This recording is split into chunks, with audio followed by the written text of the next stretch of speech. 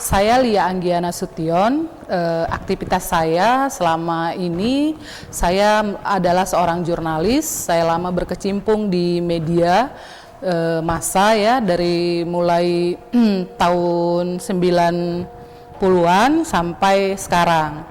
Saya pernah di harian Sumut Pos, saya juga pernah di koran Sindo Medan, dan sekarang saya membidangi media online sendiri, Suara Mahardika Co.id. Nah, selain saya jurnalis, saya juga melanjutkan studi di S2 Ilmu Komunikasi USU, dan setelah selesai, saya saat ini mengajar di Sekolah Tinggi Ilmu Komunikasi Pembangunan, juga nyambi di tenaga pengajar lepas di UIN Medan. Saya menulis itu sudah mulai sejak SMP. Saya suka dengan cerita pendek dan juga puisi. Jadi setelah SMA saya memberanikan diri untuk mempublikasikan cerpen saya dan juga puisi di beberapa media lokal di Medan gitu. Nah, itu berlanjut sampai saya kuliah. Saya kuliah itu di D3 USU ekonomi ya. Nah, setelah saya kuliah, saya melanjutkan dan saya mulai menjajaki menjadi seorang jurnalis. Nah, awal saya menjadi seorang jurnalis itu di harian Mediator Medan. Nah, berlanjut setelah itu, karena saya mau menyelesaikan kuliah, saya kemudian resign sebentar dari jurnalis, dan kemudian saya lanjut lagi menjadi jurnalis di harian Sumut Pos, koran Sindo, sampai sekarang membidangi media online Suara Mahardika Co.id. Nah, kenapa saya suka menulis? Karena memang turun ya, mungkin diwariskan juga dari bapak ya, itu seorang budayawan, seniman juga, dia menulis naskah drama, menulis cerita juga gitu ya, Johan Arifin Nasution, penyair angkatan 66. Nah, mungkin itu turun ke saya, dan saya ya itu tadi senang menulis sejak SMP gitu ya, sastra awalnya. Nah, terus dengan kemampuan menulis yang otodidak, saya tidak belajar secara langsung karena saya bukan orang bahasa ya, latar belakang pendidikan. Jadi saya belajar otodidak, kemudian menulis dan menjadi seorang jurnalis saya juga otodidak. Kalau peran sastra tentu ya dominan lah ya, karena dari kecil kalau misalkan bermain di taman budaya misalkan gitu kan, itu dari kecil sudah saya lakukan karena papa kan pernah jadi penilik taman budaya juga. Jadi bersinggungan sama orang-orang sastra, bersinggungan sama orang-orang teater misalkan, itu udah dari kecil kita satu keluarga itu selalu dibawa gitu. Termasuk setiap tahun misalkan kita diajak untuk ikut ke festival Danau Toba, karena memang kan penyelenggaranya dulu bapak itu kerja kan di Dinas Pendidikan dan Kebudayaan dan membidangi kesenian, bidang kesenian gitu. Jadi kita memang sudah terlibat lah, walaupun ketika itu mungkin aku tidak tahu sama sekali itu apa gitu kan, nilai seni itu apa, nilai sastra itu apa gitu. Tapi aku suka misalkan ketika diajak menonton teater, aku suka misalkan membaca puisi-puisi papa dan juga abang gitu kan. Nah, namun aku mencoba menulis, namun ketika itu aku belum berani misalkan untuk mengungkapkan ini karyaku kepada abangku, itu di awal-awal gitu kan. Di awal SMP, SMA awal-awal aku sudah menulis, tapi aku masih menyimpan cerpen dan juga puisi-puisiku itu ya di kamarku sendiri gitu, belum berani untuk mempublikasi. Setelah SMA, aku baru mulai mencoba membuka diri, mencoba berkeinginan bagaimana supaya karyaku ini juga bisa dibaca orang lain misalkan. Nah, aku mulailah mengirim ke beberapa media lokal di Medan, dan alhamdulillah ketika itu ya masuk dulu. Yang pertama sekali aku ingat itu adalah Taruna Baru, surat kabar mingguan, SKM Taruna Baru. Itulah cerpenku pertama dimuat, dan ketika cerpenku dimuat itu masih SMA, aku kelas 3. 95, 96. Nah, ketika itu aku merasa pertama sekali dimuat, ya senangnya luar biasa gitu, dan itu semakin memacu aku untuk terus menulis, dan akhirnya ya beberapa juga dimuat di harian analisa gitu. Nah sekarang memang sejak saya menikah, terus terang ya ini memang mungkin menjadi satu problem besar perempuan yang menulis. Jadi ketika dia menikah dan dihadapkan dengan aktivitas domestik yang juga bebannya lebih banyak begitu ya, itu akhirnya dia tidak punya ruang, aku merasa tidak punya ruang lebih banyak untuk bisa berkarya. Nah, jadi memang aku sempat stagnan dalam menulis sastra itu hampir berapa tahun gitu ya. Dan itu sangat susah, memang tidak bisa menulis lagi sama sekali gitu, sama sekali stagnan, tidak bisa menulis apapun. Aku berpikir aku memang tidak punya ruang lagi gitu ketika aku menulis, karena aku harus dihadapkan dengan selain bekerja di ranah publik, juga beban di ranah domestik yang cukup banyak juga gitu, menyita pemikiran kita, menyita waktu, menyita segalanya gitu kan, sehingga ini memang klise. Biasanya memang perempuan yang menulis dan ketika dia sudah menikah ini menjadi uji coba nih, pengujian bagi diri dia gitu, apakah dia mampu untuk kembali menulis atau tidak gitu. Dan ini terjadi pada diriku. Terus terang aku akui bahwa aku memang merasa berada titik bawah ketika aku harus dihadapkan dengan aktivitas rutin yang luar biasa, dan karya-karya itu memang tidak bisa lagi lahir dari dalam tubuh kita. Itu benar-benar aku rasakan. Sekian tahun aku tidak bisa berbuat menulis apapun kecuali berita ya, itu karena tuntutan pekerjaan dan juga deadline, mau tidak mau kita harus mengeluarkan ini. Tapi kalau untuk menulis yang menyentuh hati keluar dari dalam diri itu sangat sulit. Setelah saya lama stagnan menulis sastra, saya tetap menulis hingga sekarang, tapi mungkin itu karena tuntutan dari profesi sebagai jurnalis dan juga tenaga pengajar gitu ya. Sebagai jurnalis saya tetap harus menulis beragam artikel, dan sebagai tenaga pengajar saya tetap harus melakukan penelitian gitu ya, sebagai pengabdian kepada masyarakat. Jadi saya memang sudah lama tertarik dengan isu-isu perempuan, dan itu saat ini saya kombinasikan dengan penulisan artikel dan juga melakukan penelitian-penelitian yang lebih mendalam tentang perempuan gitu. Nah, ketika tahun 2017 itu Cipta Media Ekspresi itu di bawah Ford Foundation melakukan semacam hibah ya kepada perempuan-perempuan yang ingin berkarya gitu, perempuan-perempuan yang ingin beraktivitas gitu, menyuarakan suara perempuan, melihat sesuatu dengan sudut pandang perempuan.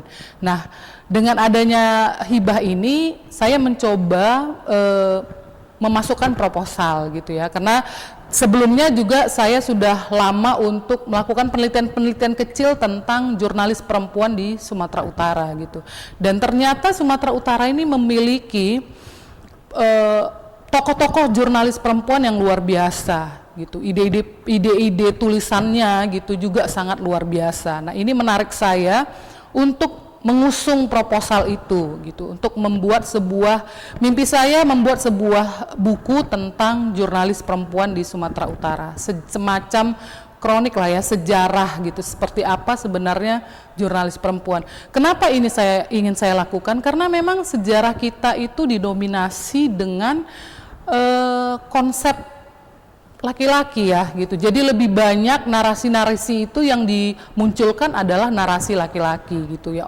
Tokoh-tokohnya juga adalah laki-laki. Kita tidak tahu sejarah panjang dulu seperti apa, tapi yang jelas jurnalis-jurnalis perempuan ini terkubur, padahal mereka ada gitu. Karya-karya mereka ada, dan inilah aku berupaya untuk menggali gitu. Di mana mereka, siapa mereka, apa saja karyanya gitu.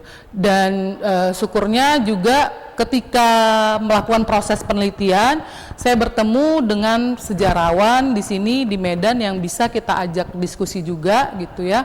dan kita bisa mendapatkan masukan-masukan yang lebih dalam. Sebenarnya ternyata dari tahun 1919 Sumatera Utara ini sudah memiliki surat kabar pertama yang itu dibidani dan orang-orangnya adalah perempuan. Para perempuanlah yang menulis surat kabar itu. Dan nama surat kabarnya itu sangat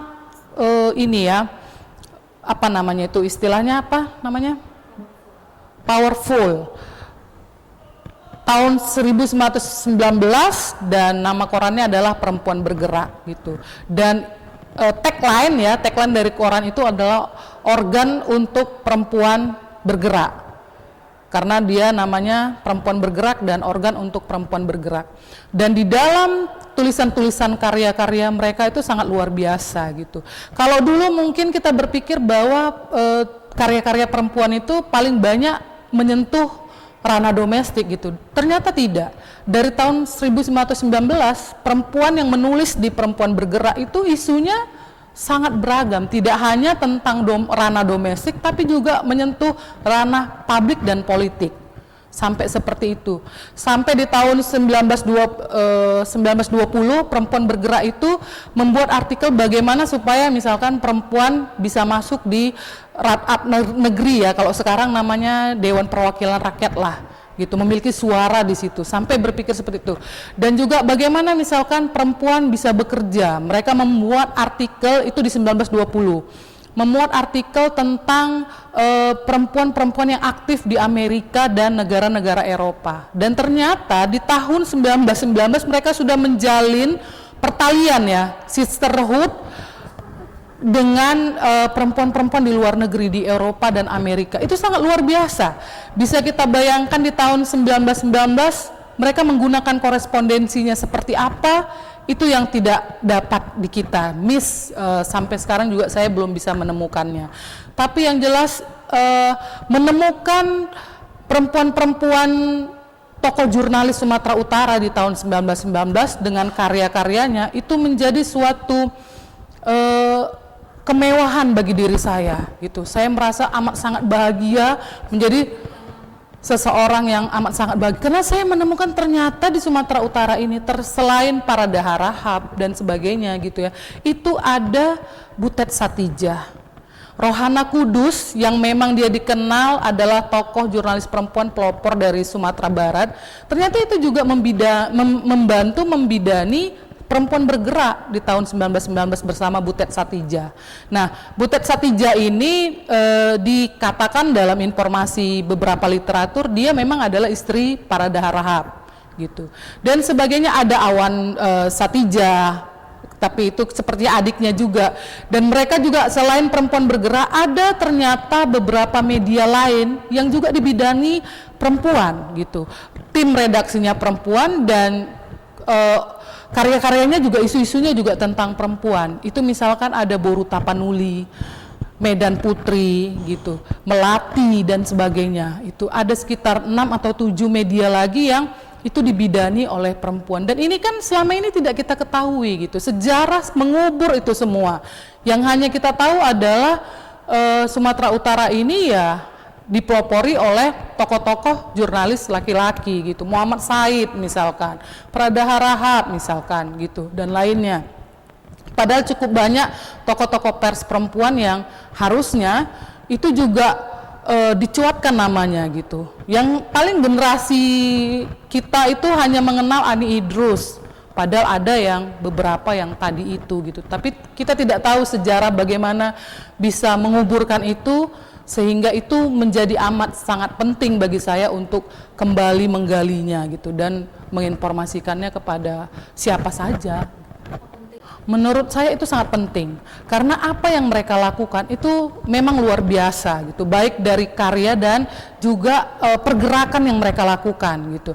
Jadi selain mereka itu menggugat budaya patriarki gitu ya, bahwasannya lebih banyak memang dominan tentang perempuan harus bersekolah, perempuan harus mendapatkan pendidikan, karena kan memang di masa itu sangat minim sekali data perempuan yang bisa mengecap pendidikan gitu, bisa sekolah gitu. Di samping persoalan bahwa perempuan harus belajar, harus sekolah, harus pintar dan sebagainya, mereka juga bersama laki-laki gitu ya, beriringan. Itu ada beberapa artikel yang bisa kita lihat literaturnya. Mereka beriringan untuk merebut kemerdekaan, dan ini kan sangat luar biasa gitu. Artinya perempuan di zaman tahun 1919-1920 itu sudah berpikir tidak hanya urusan domestik, tapi juga urusan bagaimana bisa supaya tidak tertindas oleh penjajah.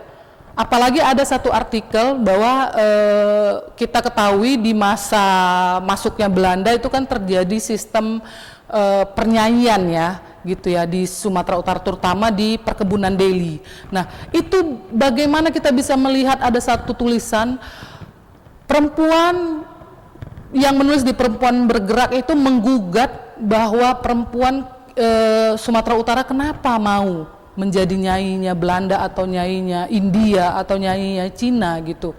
Mereka bilang induknya ayam, api anaknya itik.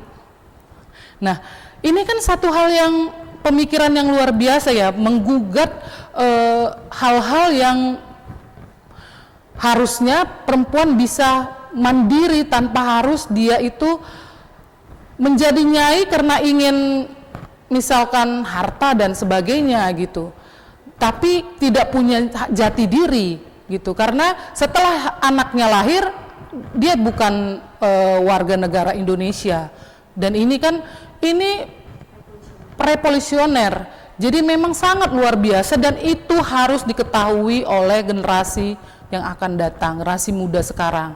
Karena ya itu tadi, sejarah kita tentang jurnalis perempuan, tentang bagaimana karya-karya perempuan di masa lalu di Sumatera Utara ini masih terkubur, amat sangat dalam. Ya. Kalau dalam penelitian sejarah sebenarnya kita tidak bisa ya membedakan fase tahun 19-an sampai sekarang udah 2020-an gitu ya.